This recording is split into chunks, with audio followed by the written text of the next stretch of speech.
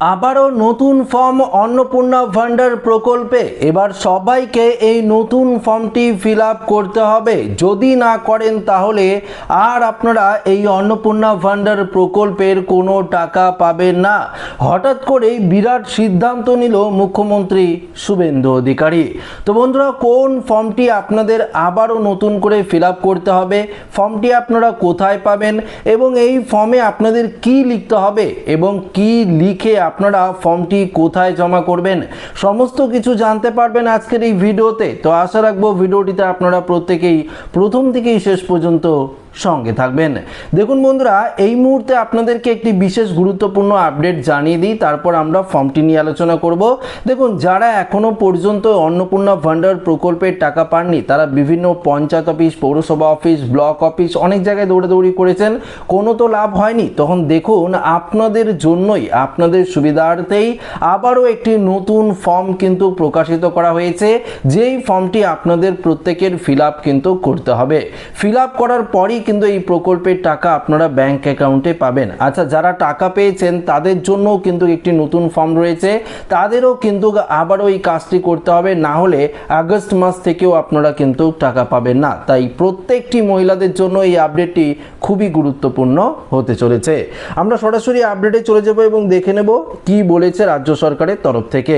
দেখুন, যাদের টাকা এখনো অ্যাকাউন্টে ঢোকেনি বা যাদের স্ট্যাটাস এখনো পর্যন্ত দেখাচ্ছে under inquiry, under process, payment failure, তাদের জন্য রাজ্য সরকারের একটি সুবর্ণ সুযোগ নিয়ে এসেছে। সরকার একটি বিশেষ নতুন ফর্ম প্রকাশ করেছে, যা পূরণ করার মাধ্যমে আটকে থাকা আবেদনের দ্রুত নিষ্পত্তি করা সম্ভব হবে। প্রশাসন সূত্রে খবর, দেখুন, এই নতুন আবেদনপত্র বা ফর্মটি মূলত সেই সব মহিলাদের জন্যই নিয়ে আসা হয়েছে যাদের নথিতে কিছু অস্পষ্টতা রয়েছে বা ভুল রয়েছে, বা যাদের সম্পর্কে আরও কিছু নির্দিষ্ট তথ্য প্রশাসনের প্রয়োজন। এই ফর্মটি সঠিকভাবে পূরণ করে জমা দিলে আধিকারিকরা পুনরায় তা দ্রুত যাচাই করে দেখবেন। সব কিছু ঠিক থাকলে এবং উপভোক্তা প্রকল্পের সমস্ত শর্ত পূরণ করলে একবার নাম নথিভুক্ত হওয়ার পরেও মাস থেকে, অর্থাৎ পরের মাস থেকেই এই প্রকল্পের টাকা আধার সংযুক্ত ব্যাংক অ্যাকাউন্টে কিন্তু ঢুকে যাবে। তো বুঝতেই পারলেন, অকারণে দুশ্চিন্তা না করে দ্রুত এই ফর্মটি কিন্তু আপনাদের সংগ্রহ করে ফিল আপ করে কিন্তু জমা দিতে হবে। এবার প্রশ্ন হলো, নতুন ফর্মে কি কি তথ্য দিতে হবে, ফর্মটি কোথায় পাবেন সেটি তো বলবো আপনাদের ভিডিও শেষে বলবো, তো একটু মনোযোগ সহকারে আপনাদের ভিডিওটা কিন্তু পুরো দেখতে হবে। দেখুন, ফর্মে কি কি তথ্য দিতে হবে সেটাও তো আপনাদের জানতে হবে, শুধুমাত্র ফর্মটি নিলেই তো হবে না। কি বলেছে, নতুন প্রকাশিত এই ফর্মটিতে আবেদনকারীদের ব্যক্তিগত এবং পারিবারিক বেশ কিছু অত্যন্ত গুরুত্বপূর্ণ তথ্য চাওয়া হয়েছে।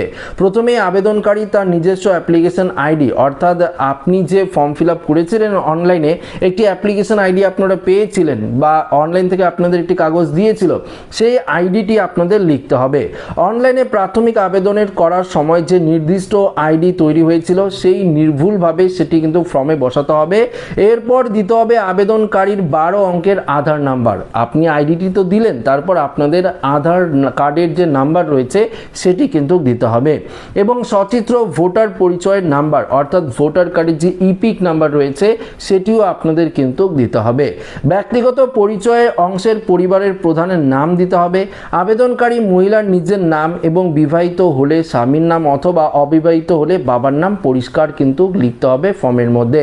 এর পাশাপাশি আপনার ঠিকানার প্রমাণ হিসাবে আবেদনকারীকে তার নিজের গ্রামের নাম, গ্রাম পঞ্চায়েতের নাম, ব্লকের নাম এবং জেলা, কোন ডিস্ট্রিক্ট থেকে রয়েছেন সেটি কিন্তু বিশদভাবে উল্লেখ করতে হবে। অর্থাৎ মোদ্দা কথা হলো আপনাদের অ্যাড্রেসটা ফিল করতে হবে। এই তথ্যগুলো সরাসরি আধিকারিকদের আবেদনকারীর ভৌগোলিক অবস্থান যাচাই করতে এবং স্থানীয় স্তরে তদন্ত করতে কিন্তু বিশেষ সাহায্য করবে। তাই এই ফর্মের মাধ্যমে আপনার ডেটাগুলো কিন্তু আবারও চাওয়া হচ্ছে। দেখুন, জরুরি ঘোষণা বা এখানে কি বলেছে ডিক্লিয়ারেশনে, সাধারণত তথ্যের পাশাপাশি এই ফর্মে বেশ কিছু অন্তত গুরুত্বপূর্ণ ঘোষণা বা ডিক্লিয়ারেশন যুক্ত করা হয়েছে। আবেদনকারীকে সঠিক বক্সে টিক দিয়ে জানতে হবে যে তিনি অবৈধ অধিবাসী কিনা, এছাড়াও তার পরিবারের কোনো সদস্য স্থায়ী চাকরি করে কিনা এটিও কিন্তু বলতে হবে, সেটাও কিন্তু স্পষ্টভাবে জানাতে হবে। অস্থায়ী বা স্থায়ী চাকরি করে কিনা, আবেদনকারীর মহিলা নিজে আশা কর্মী কিনা বা অঙ্গনওয়াড়ি হেল্পার কিনা বা অঙ্গনওয়াড়ি কর্মী কিনা সেটাও কিন্তু অবশ্যই কিন্তু আপনাদের বলতে হবে। প্যারা টিচার কিনা সেটাও বলতে হবে ফর্মের মধ্যে। আর্থিক যোগাযোগের প্রমাণ হিসাবে তাকে জানাতে হবে যে তিনি ব্যক্তিগতভাবে আয়কর প্রদান করেন কিনা, ইনকাম ট্যাক্স দেয় কিনা সেটিও বলতে হবে, বা তিনি পেনশনভোগী কিনা সেটিও বলতে হবে। সর্বশেষে আবেদনকারীকে একটি নির্দিষ্ট স্থানে সম্মতি জানাতে হবে যে তিনি পশ্চিমবঙ্গের একজন স্থায়ী বাসিন্দার। এই সমস্ত ঘোষণাপত্রগুলো প্রকল্পের স্বচ্ছতা বজায় রাখার জন্য এবং যোগ্য প্রার্থী চিহ্নিত করার জন্য অত্যন্ত প্রাসঙ্গিক। তো বুঝতেই পারলেন ফর্মে কী কী তথ্য থাকবে এবং কিভাবে আপনাদের ফিল আপ করতে হবে। এবার প্রশ্ন হলো কিভাবে এবং কোথায় ফর্ম আপনারা জমা দেবেন।